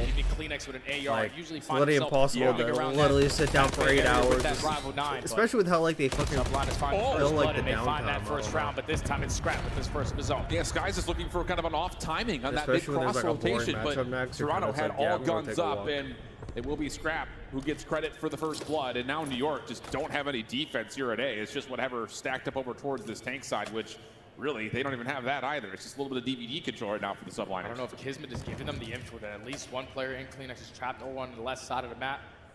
Are they potentially going to try to isolate him? But no, that bomb is going to go down. But Kismet instantly here to strike. It's a 2-on-2 gunfight, effective on the trades. Envoy self-smokes, keeps himself tucked away into a corner. Oh, I just pushed over the backside, and this 2v2. Oh, New York. Are you serious? Are you serious? Hydra, he's able to just stick it. W fans, thank you for not spoiling that. Oh my god. The fans were about to ruin that shit. Right there out of the subliners. Nah, like the fans were smart. They're smart. They're just like, gotta be paid attention to that. they didn't make any noise. It's a 2-2 effective trade around that mid tank, but once they realized you saw Hydra Kleenex him for work that. his way That's out of literally a Water Hydra Street, play, you bro. have no information on where Inside has gone. You just stick that defuse and it works out to perfection. And Ultra sitting here thinking, smoke's dissipated. There's no way someone's just gonna run right through this A alley. Big friend YSL, this is big. Joke's on you. Hydra now, 3 in a row after the Ninja comes out looking for number 4 quickly. As soon as the round starts and he finds Kleenex, and now all of a sudden New York Hook was doing that same shit, did not work out. Scrap does trade back onto Kismet, and the smoke deters anything further from happening for New York, at least for a time. Even exchange. 2v2! Oh! Envoy! Ran right into his fucking face, bro. 2 HP in a dream. He's able to find a double. Man advantage in favor of Ultra. Bomb down in towards DVD. One of the most clutch players that we have in Search and Destroy left to try to make it happen. Sees the skies bueno. Always investing in this game, but with only 40 seconds left, you got to recover that bomb. And they have all their crosses watched. Great camera. That was nice. W production. Oh, yeah, opportunity to rotate this thing back over towards the A side of the map, but okay. Envoy been seen. Skies pushed off from mid, trying to re-wrap. He knows he may have an isolation here. A little bit of an extra shoulder has confirmed that Envoy's still in the area. But time becoming an issue. Now Skies has to force this gunfight versus an SMG with a rifle or a pistol. Oh, he catches money play! Money play! It's just down to can he get a plant off? He knows he's got the last player at range, and he does get across. He's gonna reset. He's fucking. He invested in his game. He's committing on this bomb plant. Are you gonna get that at the right time? No. Skies with the movement with only 6 HP. He's not gonna be able to get out with his life. He played so well. Pulls off an that could have been a 50-50 where he hopped off the bomb and checked it. And Inside realizes the time remaining. He realized the situation. You just had to sprint at that site. Finds the one-on-one. Finally put one on the board there for Ultra. But that got really dicey. That got, dude, that was a money play for him going prone out the door, bro. That was a money play. Envoy. I mean, this saves the round, legitimately. I mean, you don't have DVD like control. Gets that you're able to trade, pick up Zib, that stops the rotation back over to B, and then, of course, just the impressiveness of being able to find the second in the first place. He had 40 HP still to his name. When Hydra finishes that kill, and he only has 2. So Hydra must have hit at least 1 hip-fire gunfight, but usually do not see Paco lose those engagements. Now Ultra back on the attacking side they go. They found success early on in the first blood, but this time they're not going to really contest around that middle map. They're trying to go B. We've seen this before from New York as well. They're putting Skies with a trophy early in towards tank, and then this little double stack just outside the front cafe windows. Looking to maybe just get some pillars control, find a way to kind of isolate Toronto on the B side of the map, but as Sid is the one playing forward after broken initially, he doesn't really find the contact he wants, so surely this New York setup is about to change. And if Ultra decide to hit the rotation, the information is already going to be gained from the subliners. You have the ideal setup. Going back and forth from mid-cut is Skies to assist Sid in that scenario. Time is starting to dwindle down with only 45 seconds left. Eventually, Ultra got to get a move on. But Kismet's been seen over towards mid here, so he can no longer play off of that flank, and now the defense will move. But how do Ultra break down this defense as they need to cross over through dark if they want to approach over towards B? Hydra, not the greatest timing initially, but somehow still alive. Help from Kismet is great. And now a 4v2 starts to develop right over the top of the tank. 22 seconds to play for, and Toronto have been cut off through mid. Sib up and over, no worries there for Scrap. Moment of hesitation, but not really anything to speak of here. Insight is going to run out of time. Nice. Another round on the board. I need NYSL because I know Ultra stands no chance against. Too much map control that they took away from Ultra. I need NYSL so bad, watching bro. that cross 2B and on the way back. Yeah, just didn't give themselves opportunities to even think about the objective on the opposing side. So now if you are Ultra, probably a pace change on the attack needs to be a big part. Yeah, I like that call. See if they follow through with it at all. And who would be the one to look at? You looking at Envoy? Possibly be the one to set the tone here? Envoy and Kleenex, because they both have the ability to do so. We'll see what happens here. As it will be Envoy making a cut through dark and aggressively through that at that. He's going to get into DVD almost immediately. Instead, finds Kismet on the cross, but can't finish the kill. And now he's just got to stoke himself to safety, of which there is none. But Scrap does at least pick things back up, get to a 3v3 bomb down, but Hydra is up to more antics on this route. Insight's not going to be ready for it. Hydra with the perfect play. Working his way up Water Street. He's able to find a double. Now it's Scrap left in a 1v3. 100 HP and a dream. I was like, oh, he almost It's good enough for the subliners to walk away with back-to-back rounds now. Sky's lady said, we will be back. We will be Make it back. to that grand final. And how pivotal is it that Kismet is essentially dead to rights, but gets around for his life, and then there's nowhere for Envoy to go. He can't get the DVD, he doesn't have help. He just self-smokes himself into a corner. And it caught him off guard there because he was ready for that door to be cracked open. Yeah. But as soon as he was going for that crack peek, Kismet runs across the broken, so you have to try to commit on that Close this shit gunfight. out, baby. You Come give on. up your positioning. You obviously don't want to work your way in towards DVD because you have no info of how many players are playing on that side. But the pre-fire good enough. Leads to the subliners finding that first blood. Hydra again on 4 in a row. And I was about to say 8-1 to start, but Semtex from Envoy, well placed. Doesn't just find the kill on the other guys Hydra, but it also has Kismet kind of holding his ground for a moment, and it's Scrap. Their trades are Sure impeccable. does, Like, but, their trades are great actually defensive nade. impeccable. Displaces him and almost allows an opportunity for a little nade shot kill to come through. Sib will follow up on the damage, though, and now it's a 3v2 for New York. Fuck, It's yeah. at least effective on the trade, though, instantly. Back to a They're playing 2v2. so, bro, their teamwork in S&D, the Gaining trades they're information. He was getting. able to spot Kismet On working his way up through the Karachi, tree, but this the map, reposition, it's it so seems like great. he has gotten a read on it. You find that kill, 1v2 left up to Sky. Oh, but Sky, it's good timing here. Has insight down to a bullet. Ring around the Rosie with the tank. Reject should surely be in at this point, but the pistol win is still good. 35 seconds. Sky's the Iceman, bro. To put the clock Let's in his see. favor as he He's gonna hops play on tractor. plant. Sky's is super comfortable in these scenarios. 1v1s of what he lives for, but the same thing can be said for Envoy. 40 seconds to go. Got the Rival 9 and the MCW to work with. Right now, it seems that Sky's is just playing for early info, thinking he's going to push through the spawn. And Envoy's going to play deep here. Dead silence at the ready, pops that immediately. MCW trusted here on this cross. This is some 1v1 This is S&D a must shit. win 1v1 for Envoy. And he's second guessing the angle for a moment. Is there timing for Skies to slip across? Very well may have been. Envoy hasn't moved yet. Skies gets the intel. First tag is decent, but he has to force the gunfight. Envoy just jumping from pillar to pillar. Not enough time for Skies to find the kill and back up. Envoy does his Yeah, job. bro, you gotta go faster than 1v1s, bro. You just gotta, right down to Envoy, you gotta get the info as finesse guy. fast as possible. He's able You to gotta work that figure shit out. objective. Like, I know it's a complete, it's a complete 50-50 because like you get a horrible timing. Like, If you are I knew I Skies, should have waited, man. if you played But that no scenario pro a little player. bit quicker, 'cause he chose This the isn't 50-50. actual He pushed through fucking the game spawn, battles great heads up 1v1s. play. Fucking He players goes aren't back to planting the their bomb base. wrapping around You the just map. wasted a lot of time on Like, that retake. players You aren't give yourself doing a that lot of shit. opportunities to clear out all that ground. To try to secure These that players, round to Ultra. Stay these alive pro again. players don't Definitely play felt like S&D Skies was like making that. the gamble that Envoy's going to play on bomb. Yeah. They And that just was the fucking case. The pick a MCW spot picked anyway. up, allows him that little bit of freedom. 0-6 start for Kleenex. Not often you say that, especially in a critical moment like this, but all early aggression from Ultra. Shut down this time as Hydra gets the better of Scrap, and an early 4v3 starts to develop here for New York's offense. Now, if you are the subliners, you already had Sib in a position over towards this B site. Doesn't spot anyone on the cross. A couple guns do get fired on the backside of Cafe, so Sib should put himself in a position to take a little ground on that side, even though the cross is being watched from Envoy. Yeah, I was going to say that insight, obviously known that he's playing outside deep at the water bridge. He would have thought that New York would have said, let's go, let's play our 4v2 over towards B, but now this has taken some time, trying to clear off the corners. Envoy just looking for contact on this cross through dark, and that will eventually force Ultra to have to make their defensive move, but he comes away with a clean kill, and there still isn't actually initiation towards this B site yet, and now all of a sudden, Insight's in the picture. Insight's going to be able to get the info. No nades in the back pocket to try to contest it, but Sib is going to Hydra hop playing off the a bomb. great At the same offensive time, mid, across the bro. map, Hydra, the island player, finds that kill onto Envoy. Now with 20 seconds left, Sib, you got to play. You got to. You absolutely have to get this Find thing the down. fucking bomb, homie. Joining the action is Hydra now. He's going to the Smoke wall will allow bang Sib to spot. plant. Shit. Kleenex on one side. Insight looking for the wall bang. Opportunity missed for that. 2v3 retake. The long-time standing duo dating back to the Singularity days. Can they break this down? Sib in ice cream. First one's good. Insight trying to come through. Nice. No way, no how. Sib does both. Subliners One now.